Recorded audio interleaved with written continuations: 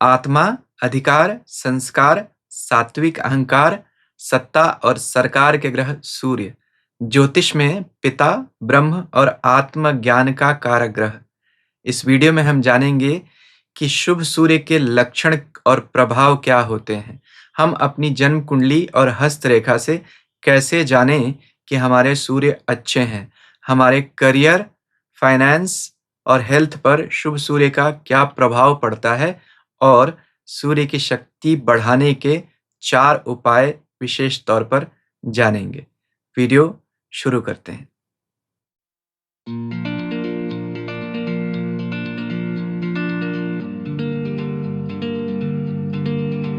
ओम नमः शिवाय। मैं अंशुमान आपका स्वागत करता हूँ। सूर्य प्रकाश का ग्रह है। हमारी कुंडली में जिस घर या जिस राशि में होता है, उसके गुणों को प्रकाशित करता है। ज्योतिष में इसे आत्मा का कारक ग्रह कहा गया। आत्मा का मूल स्वभाव धर्म और चिदानंद ज्ञान है। गीता अध्याय 4 श्लोक 1 में भगवान कहते हैं, इमं विवस्वते योगम प्रोक्तम अहम अव्ययम विवस्वान मनवे प्राह मनुः इक्ष्वाकवे अब्रवीत। मैंने इस अविनाशी योग को सूर्य से कहा था। सूर्य ने अपने पुत्र मनु से कहा और मनु ने राजा इक्ष्वाकु को कहा। इस श्लोक से हमने क्या समझा कि भगवान ने भी परम ज्ञान का प्रथम अधिकारी सूर्य को समझा।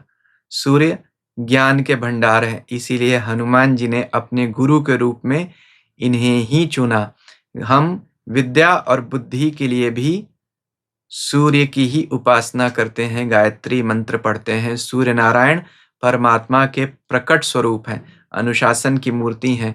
रोज सुबह समय से उदित होते हैं, संसार में दिन रात और ऋतुओं पर अधिकार रखते हैं और समाज में स्टूडेंट्स, टीचर्स, लीडर्स, एडमिनिस्ट्रेटर्स इन पर अधिकार रखते हैं।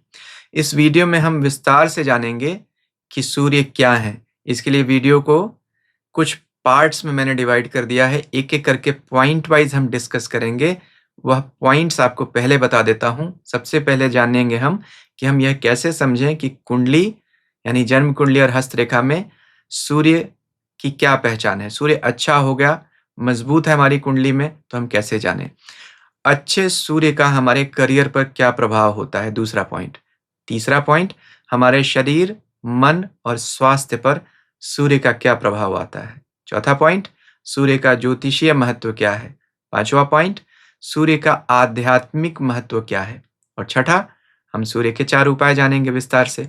तो एक एक करके पॉइंट वाइज हम डिस्कस करते हैं। सबसे पहले, जन्म कुंडली में मजबूत सूर्य की क्या पहचान होती है। देखिए, सूर्य कुंडली के पहले 9वें और 10वें घर का कारक ग्रह है। 10वें भाव में तो सूर्य को दिग्बल भी मिलता है, क्योंकि 10वां भाव कर्म का है। तो 10वें भाव में बैठा हुआ सूर्य कर्म में चमक देता है, क्योंकि सूर्य तो प्रकाश ही है। और सूर्य राजा है, तो 10वें घर में बैठकर हमें राजा बनाता है, अधिकार प्राप्ति देता है। ऑफ कोर्स इसके लिए आपकी कुंडली में सूर्य कितना मजबूत है उस पर भी निर्भर करता है, लेकिन यह अधिकार प्राप्ति के लिए आवश्यक शर्त जरूर बन जाता है। पहले 5वें, छठे, 9वें, 10वें, 11वें घर में मजबूत माना जाता है। अगर आपका जन्म दिन में या रविवार को हुआ है तो आपकी कुंडली में सूर्य बली है। सूर्य के मित्र ग्रह हैं चंद्रमा, मंगल और गुरु। शत्रु ग्रह हैं शुक्र, शनि, राहु और केतु। और सम यानी न्यूट्रल ग्रह है बुध। तो सूर्य के प्रभाव देने की क्षमता इस बात पर निर्भर करती है कि वह कुंडली में किन ग्रहों के साथ है, किन ग्रहों की दृष्टि में है और किस नक्षत्र में बैठा है। बहुत सारे राजयोग बनते हैं, 2-3 महत्वपूर्ण बता देता हूं, आप अपनी कुंडली में देख सकते हैं। देखिए, जब सूर्य शुक्र या गुरु के साथ हो या उनसे देखा जाता हो तो जीवन का 12वां, 24वां, 30वां और 60वां साल बहुत शुभ होता है। वेशी योग होता है, यानी एक बहुत महत्वपूर्ण राजयोग है, उसका नाम है वेशी योग। अगर सूर्य से दूसरे घर में चंद्रमा के अलावा कोई भी और ग्रह बैठा हो तो सूर्य मजबूत होता है, वेशी योग बनाता है। वाशी योग होता है, अगर सूर्य से 12वें घर में चंद्रमा के अलावा कोई ग्रह हो तो वाशी योग बनता है। और उभयचरी योग भी बनता है, यानी सूर्य से पिछले और अगले घर में 12वें और दूसरे घर में अगर चंद्रमा के अलावा कोई भी ग्रह बैठे तो उभयचरी योग बनता है। अगर आपकी कुंडली में सूर्य से ग्रहों की स्थिति ऐसी है तो आपका सूर्य बहुत मजबूत है और सूर्य की दशा में और उन ग्रहों की दशा में आपको जीवन में बहुत अच्छे फल देखने को मिलेंगे। हस्तरेखा से हम मजबूत सूर्य की कैसे पहचान करें? हाथ पर यह सूर्य पर्वत है। यह अगर उठा हुआ हो यानी यहाँ अगर मांस फ्लैश काफी ऊपर की तरफ हो तो हम कहते हैं सूर्य पर्वत हमारा मजबूत है। यहाँ सूर्य रेखा है। अगर यह रेखा लंबी और गहरी हो, कटी-फटी नहीं हो तो हम कहते हैं सूर्य रेखा बहुत मजबूत है। सूर्य रेखा को सन लाइन, फेम लाइन और करियर लाइन के नाम से भी जाना जाता है।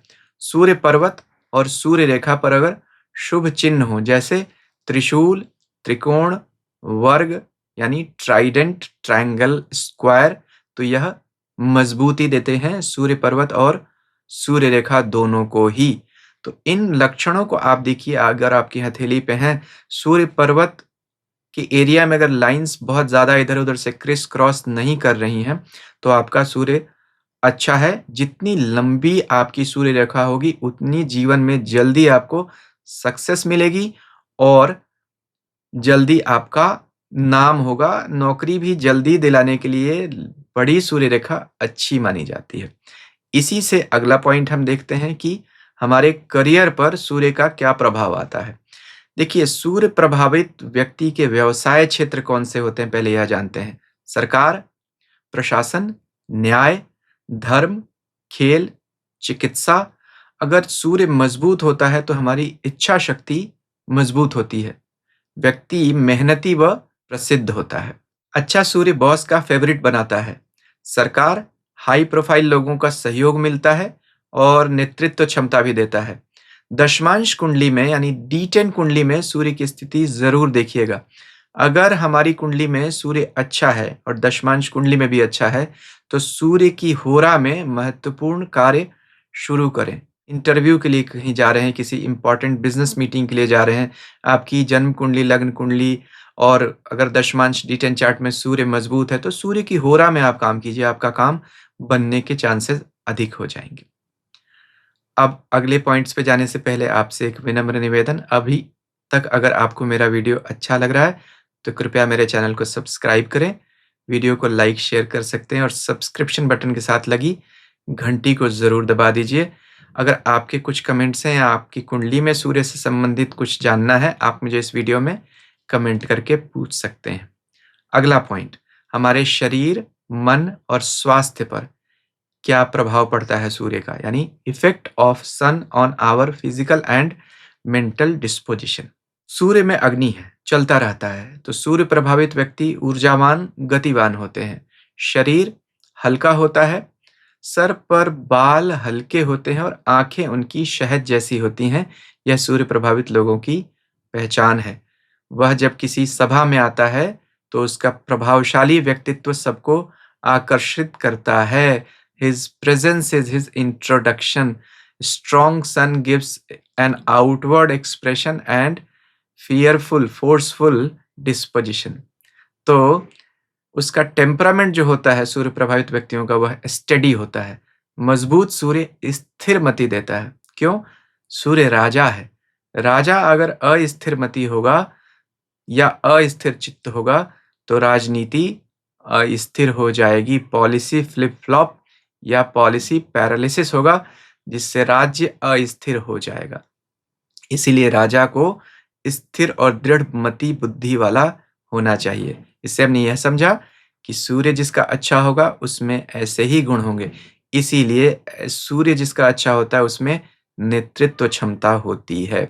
तो बलवान सूर्य वाला व्यक्ति नीति शास्त्र के 4 स्तंभों साम, दाम, दंड भेद में दंड नीति अपनाता है, क्योंकि सूर्य राजा है। राजा को राज्य में व्यवस्था बनाए रखने के लिए दंड धारण करना पड़ता है। इसका हम उपयोग कैसे करें?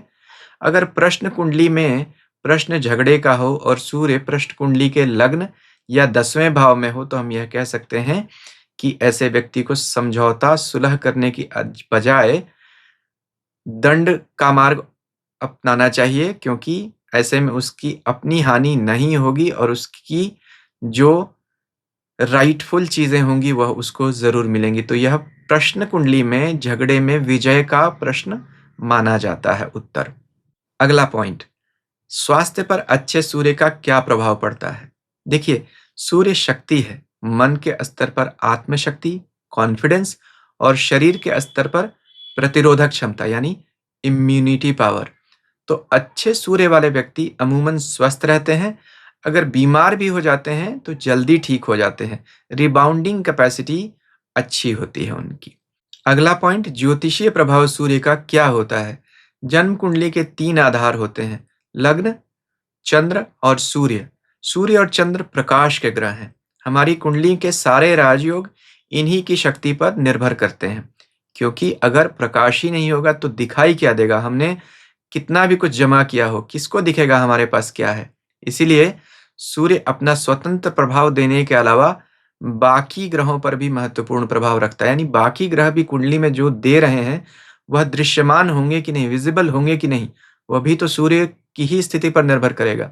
जो ग्रह सूर्य से जितना अधिक दूर होता है उतना ही मजबूत माना जाता है। देखिए, जब चंद्रमा सूर्य से 180 डिग्री दूर होता है यानी अपोजिट साइन में, तो उस दिन पूर्णिमा होती है। पूर्णिमा के दिन चंद्रमा का पूरा प्रकाश दिखता है। चंद्रमा जितना नजदीक आता जाता है प्रकाश कम होता है, और जब सूर्य के साथ एक ही राशि में बैठ जाता है तो उस दिन अमावस्या होती है, यानी उसका अपना स्वयं का प्रकाश नहीं दिखता है हमेशा। इसलिए हमेशा देखिए आपकी कुंडली में सूर्य से बाकी ग्रह कितनी दूरी पर निर्भर हैं। अगर थोड़े दूर होते हैं तो उनका प्रभाव परिणाम देने का बढ़ जाता है, बहुत पास होने से ग्रह अस्त हो जाते हैं।